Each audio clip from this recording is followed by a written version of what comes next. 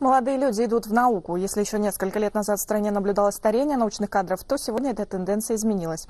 Привлечение молодых квалифицированных специалистов, финансирование инновационных проектов, а также интеграция в мировое научное сообщество. Эти вопросы обсудили участники конференции, посвященной развитию отечественной науки.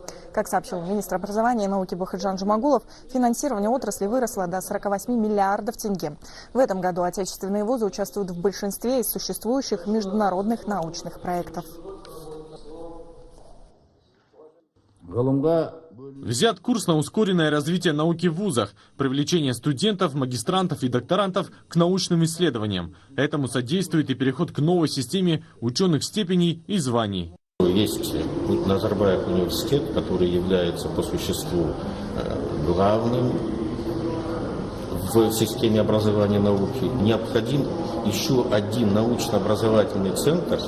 И, наверное, будет логично, если такой центр будет организован в Алматы. И, наверное, крен все-таки делать нужно в сторону инженерного образования.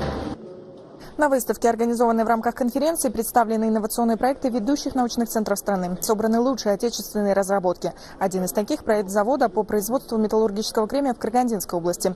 Со временем он будет работать на базе местных месторождений.